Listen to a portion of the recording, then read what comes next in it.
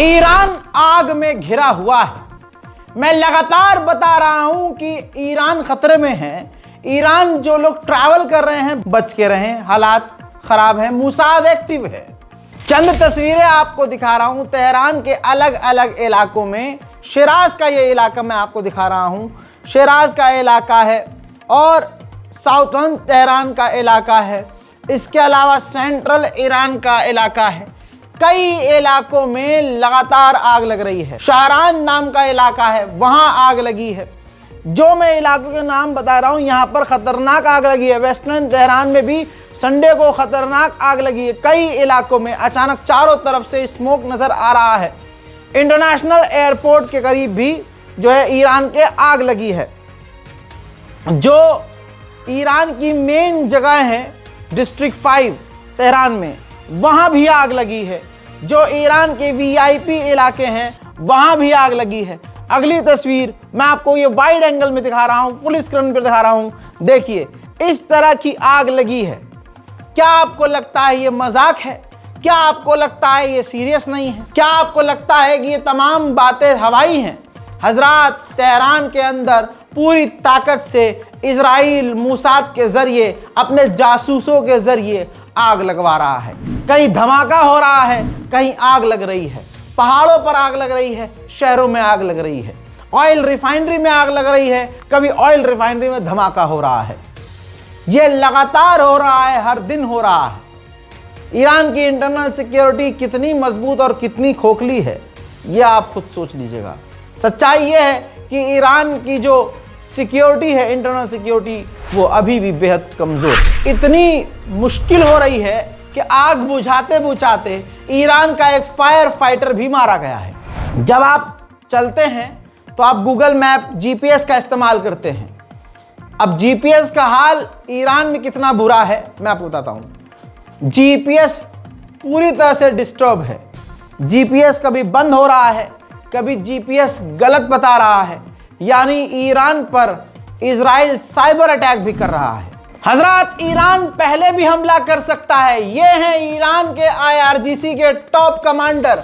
इन्होंने कहा कि ईरान और इजराइल की जंग कभी भी हो सकती है और बेस्ट डिफेंस ये है कि अटैक किया जाए। यानी दुश्मन के हमला करने से पहले हमें उन्हें अटैक करना चाहिए। ईरान को अब ये क्लियर है कि उस पर हमला कभी भी हो सकता है। ये जरा आप एयर ट्रैफिक कंट्रोल का स्क्रीनशॉट देखिए। लगातार ईरान के जो ड्रोन हैं वो पर्शियन गल्फ में उड़ रहे हैं और नजर रख रहे हैं आसमान पर। उधर साइप्रस की हवा टाइट है।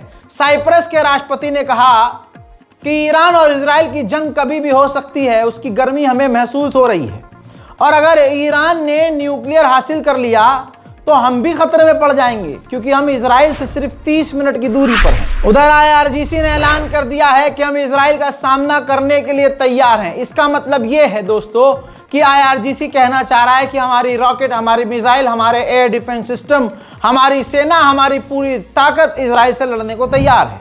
उधर ईरान ने आतंकवादी संगठनों से लड़ते हुए बलोचिस्तान के इलाके में घुसपैठ करते हुए 12 बलोच आतंकवादियों को मौत की घाट उतार दिया है, कईयों को गिरफ्तार किया है। ईरान के नेशनल सिक्योरिटी एडवाइजर ने कहा कि कई लोगों ने मुझसे कहा कि हम आपके साथ नहीं हैं।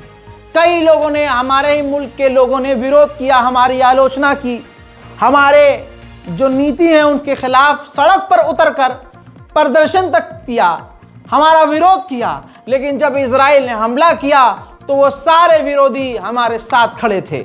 वो सब के सब विपक्ष और हमारे विरोधी, हमारे देश के सर्वोच्च नेता supreme leader Ayatollah Syed Ali खामनाई के साथ खड़े थे। मेरे दोस्तों, इन्होंने आगे ये भी कहा कि जो चिंता की बात है वो ये कि लगातार मोसाद की जो घुसपैठ ईरान के अंदर हो रही है, ये चिंताजनक और डराने वाली बात है।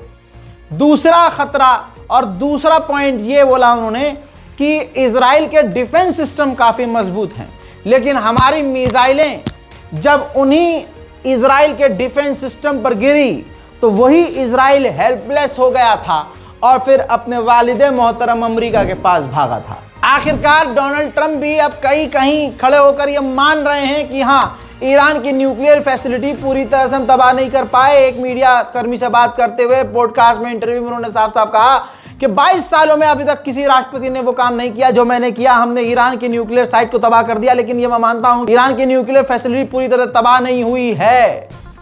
हाँ, ये बोला है डोनाल्ड ट्रंप ने, सुनिए। I didn't want to include the decimation of the nuclear arsenal, because I don't consider it necessarily, conclusive. But we did something amazing, because for 22 years, no president was willing to do it. We decimated the nuclear capability, potential nuclear capability, which I think would have taken place within a month of Iran. America Israel की जबान Lebanon के राष्ट्रपति के मुंह में है। Lebanon के राष्ट्रपति ने ईरान से कहा है कि आप हमारे इंटरनल मैटर में और हमारे किसी भी मैटर में इन्वॉल्व ना हो तो ज्यादा बेहतर होगा। यह हमारी चेतावनी सीधा ईरान को है। उधर आखिरकार दुश्मन कामयाब हो गया। लेबनान के अंदर फूट डलवा दी गई है, आपस में भाइयों को लड़वा दिया गया है। ऐसे ही दुश्मन जीतता आया है। तारीख उठाकर देख लीजिए। लेबनान का पूर्व जनरल नईम कासिम को धमका रहा है। कौन नईम कासिम? शेख नईम कासिम, हिजबुल्लाह के लीडर। साफ हिजबुल्लाह को धमकी दी है इस बुड्ढे ने और कहा है कि मैं नईम कासिम को वार्निंग देता हूं कि अगर हमें जमीन पर उतरकर लड़ना पड़े हिजबुल्लाह से तो हम लड़ेंगे भी और तुमको हराएंगे भी। किसी तरह से हमको कमजोर ना समझना। वहीं इजराइल ने कल यमन पर भी बड़े हमले किए हैं। मंजर मैं आपको दिखा रहा हूं और जरा सोचिएगा। आए दुनिया वालों, सोचो, यमन, सीरिया, गजा, फिलिस्तीन, वेस्ट बैंक, लेबनान, इन तमाम इलाकों पर हमला करने वाला एक मुल्क जिसका नाम इजराइल, और बदनाम कौन? ईरान। यमन पर हमला। أن يحرم المواطنين من هذه الخدمة الضرورية لحياتهم، لكنه في كل مرة تبوء محاولاته بالفشل، وهذه المرة كذلك ستبوء بالفشل. ونؤكد للأخوة المواطنين أن التيار في الساعات القادمة القليلة سيكون قد عاد إلى جميع محافظات الجمهورية.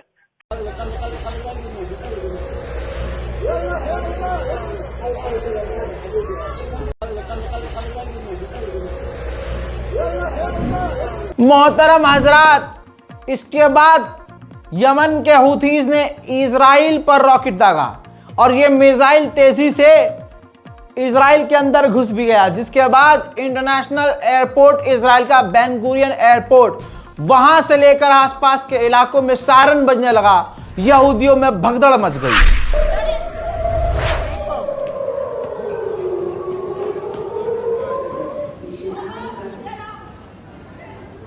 देखा किस तरह से यहूदियों में भगदड़ मची, शेल्टर में भाग रहे हैं ये।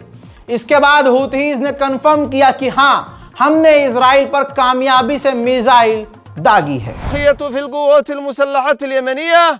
عملية عسكرية نوعية استهدفت مطار اللد في منطقة يافا المحتلة، وذلك بصاروخ باليستي فرط صوتي نوع فلسطين 2، وقد حققت العملية هدفها بنجاح بفضل الله، وتسببت في هروع الملايين من قطعان الصهاينة الغاصبين إلى الملاجئ وتعليق حق। पिछले 24 घंटे में 57 भूखे लोग मारे गए।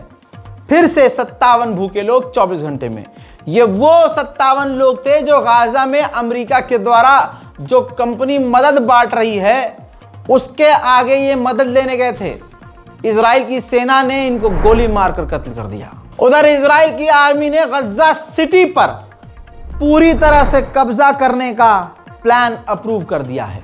उधर गाजा के अंदर भुखमरी है, खाना पानी बांटा जा रहा है जैसे तैसे, वहां जो भी खाना पहुंचाया जा रहा है, लेकिन वो अभी आपूर्ति नहीं हो पा रही है। खाना पानी जिस तरह से पहुंचना चाहिए, जितना पहुंचना चाहिए, लगातार वहां नहीं पहुंच पा रहा है। हालत गंभीर है। इजराइल पूरी ताकत से बमबारी कर रहा है। जरा इस तस्वीर को देखिए। मलबे में पूरा परिवार दबा हुआ है, घर के मलबे में। उस आदमी के, उस इंसान के दिल से पूछो क्या बीतरी होगी। क्या अगर कोई मलबे में जिंदा भी है तो बचाएगा कैसे? क्योंकि ना वहां बिल्डोजर है, ना कोई इक्विपमेंट है जिससे इन मलबों को हटाया जा सके। आप कितना बड़ा पत्थर हिला सकते हो? अपने आप से सवाल करो, ये इतने बड़े मलबे को हाथ से आदमी कैसे हटाएगा? ऐसे में दबा दबा इंसान मर जाएगा या जिंदा रहेगा? ऐसे ही रोज इजराइल गाजा में लोगों को कत्ल कर रहा है, तड़पा तड़पा कर मार रहा है। वहीं नेतन्याहू ने ऐलान कर दिया है कि वो जंग खत्म नहीं करेंगे, क्योंकि अगर जंग खत्म की तो हमास को दोबारा मौका मिलेगा इकट्ठा होने का और 7 अक्टूबर की घटना दोबारा हो सकती है। हमास हमारे लिए खतरा है। यानी ये जो डोंग रच रहा था हराम का पिल्ला कि हम सीज फायर की बात कर रहे हैं, हम ये कर रहे हैं, हम वो कर रहे हैं, मोहतरम हजरात, सब कुछ ड्रामा था। सुनिए। ביממה האחרונה חיל הים תקף תחנות כוח בתימן, חיילי צה"ל תקפו בזיתון וחיסלו עשרות מחבלים ברצועת עזה, וחיל האוויר תקף בכירי מחבלים של חיזבאללה ופעילי משגרים בלבנון. אני מבקש להדגיש, הפעילות שלנו בלבנון היא בהתאם להסכם הפסקת האש, בהתאם להסכם הפסקת האש. ולפי ההסכם הזה אנחנו אוכפים באש כל הפרה וכל ניסיון של התחמשות מצד חיזבאללה. השליטה הביטחונית המתמשכת שלנו ברצועה זהו רק אחד מהתנאים שלנו לסיום המלחמה, תנאים שהחמאס מסרב לקבלם. אנחנו עומדים על כך לא רק שהחמאס יפורק מנשקו, אנחנו עומדים על כך גם שישראל תאכוף את פירוז הרצועה. अब देख लिया है यहूदियों ने, खुद पहचान लिया है यहूदियों ने। इजराइल की जनता जान चुकी है, जैसे भारत की जनता जान चुकी है कि इलेक्शन कमीशन ने क्या किया है और प्रधानमंत्री कैसे बना हुआ है। ऐसे ही उस देश के यहूदियों ने समझ लिया है कि ये देश का, हमारे देश का प्रधानमंत्री नेतन्याहू ये सब कुछ अपनी कुर्सी के लिए कर रहा है ताकि लंबे समय तक वो प्रधानमंत्री बना रहे।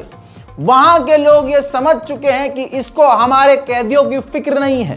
तो आपको पता है 2 साल में इतना विरोध नेतन्याहू का नहीं हुआ जितना इस वक्त हो रहा है। लेकिन दोस्तों, ऐसे बहुत देश हैं जो इजराइल को फिलिस्तीन के खिलाफ सपोर्ट कर रहे हैं। सर्बिया, ये रिपोर्ट है अरब देशों में आ चुकी है। इल्बिट सिस्टम जो इजराइल की कंपनी है उससे डील की है सर्बिया ने 1.63 बिलियन डिफेंस की डील। जी हाँ, यानी हथियार और कई तरह की चीजें सर्बिया इजराइल से लेगा। मोहतरम हजरात, ये वीडियो मैं अटैक से पहले ही मैं पूरा वीडियो उड़ा दूंगा। ये अल जजीरा ने वीडियो जारी किया है कि एक बच्ची पानी लेकर जा रही है और पानी कितनी मुश्किल से लाई होगी। इजराइल के ड्रोन ने उस पर अटैक करके बच्ची को बहा दिया। आप समझ रहे हैं बहा दिया क्यों बोल रहा हूं? अरे जब बिल्डिंग पर इजराइल हमला करता है तो बड़े बड़े गाटर, बड़े बड़े पिलर, मजबूत बिल्डिंग के चीथड़े उड़ जाते हैं। और अब ह्यूमन बॉडी पर, नाजुक जिस्म पर खौफनाक जब बम मारेगा तो लाश मिलेगी क्या? अरे चूरा हो जाएगी, बह जाएगी, लाशें तक नहीं मिल रही हैं। इस तरह के हमले इजराइल करता है। कुछ अरब देश गाजा में मदद गिराकर अपने आप की इमेज सही कर रहे हैं, लेकिन मदद लोगों पर गिर रही है, टेंट पर गिर रही है। इस टेंट पर गिरी है मदद, जिसकी वजह से, एयर ड्रॉप की वजह से ये टेंट टूट गया है। पत्रकार, अल जजीरा के पत्रकार अनस, जिन्हें इजराइल ने कत्ल कर दिया, उनकी बीवी ने बयान दिया है कि पहले अनस को धमकी दी गई थी इजराइल के द्वारा कि हमें पता है तुम कहाँ हो, तुम्हारी पत्नी कहाँ है, तुम्हारा घर कहाँ है, तुम्हारा खानदान कहाँ है, पत्रकारिता बंद करो, गज्जा से निकल जाओ वरना तुम्हें मार देंगे। लेकिन मेरे शौहर ने घुटने नहीं टेके, हक दिखाना, हक बोलना नहीं छोड़ा और आखिरकार उनको कत्ल कर दिया गया। बहरहाल फिलहाल के इस रिपोर्ट में इतना ही। इस बारकोड का इस्तेमाल करके गाजा और फिलिस्तीन की मदद के लिए अगर दिल करे तो आप आगे आ सकते हैं। इस रिपोर्ट को शेयर करना मत भूलिएगा। रिपोर्ट शेयर करते रहिए, अपनी राय कमेंट में लिखिए। जय हिंद।